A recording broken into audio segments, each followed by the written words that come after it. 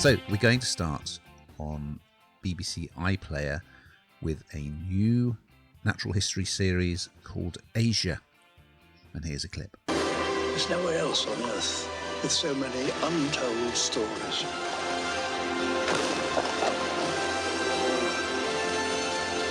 Welcome to Asia. So you might have seen episode 1 of this on Sunday, the 3rd of November, but it also dropped as a box set on iPlayer, so you can whiz through the whole lot.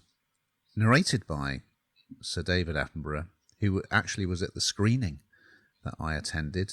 He's in remarkably good nick. And I was wondering, actually, because they've used AI to sort of recreate the voice of Michael Parkinson, I wonder if they'll do the same thing with Attenborough, because I, for one, cannot imagine watching wildlife series like this in future without his distinctive narration. Anyway, as the title suggests, this is all about the world's largest continent, which has a very varied range of habitats, and it's sort of the episodes are themed by habitat. So you've kind of got deserts, mountains, grasslands, cities, and we start underwater. So I watched episode 1. It's got some good stuff in it. It's got a lovely sperm whale calf sort of practicing using its sonar echolocation and trying to sleep. They sleep vertically in the water near the surface, sperm whales, and we see this little calf trying to sleep the way the adults do. There's also quite an amusing sequence with a mud skipper. Yes, of course, you're going to get some sharks. There's something called a sea bunny, which is quite an interesting looking creature. So I guess the thing with these wildlife shows is sometimes you think, well, is there new stuff for them to film? Because you do occasionally see quite similar sequences.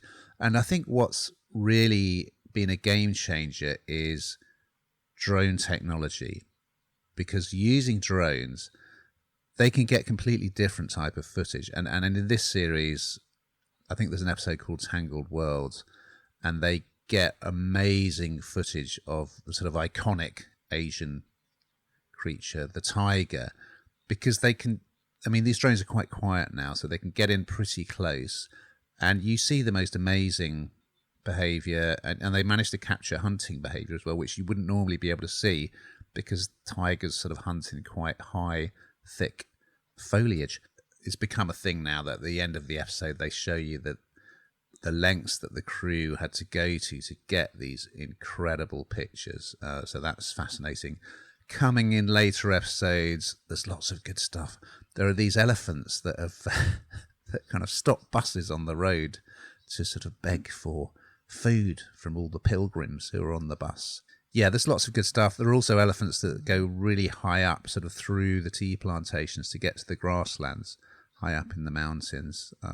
Yeah, all sorts of great footage. It looks amazing.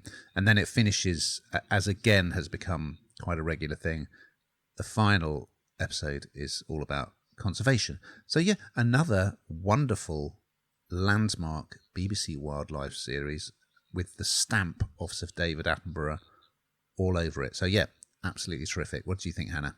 I absolutely love stuff like this. And as you know, I've been away for a couple of weeks, and I have to say I felt at times like I was doing a bit for David Attenborough, because we did so...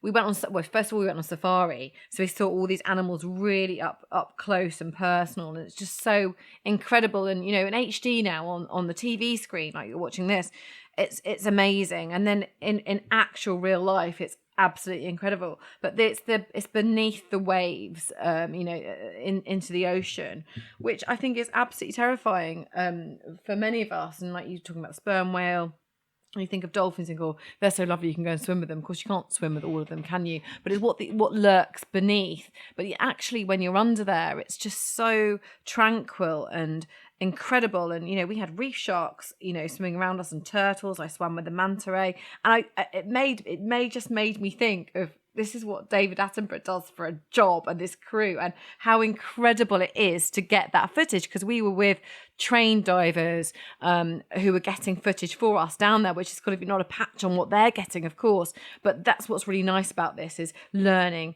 the lengths that they go to get this this footage for us all to watch, and not only enjoy but absolutely learn from, because wildlife is just so absolutely incredible, and when it's unspoiled and untouched in the ways that we see it sometimes, it's so sad to think it's being ruined by so many. So absolutely brilliant. I absolutely love things like this.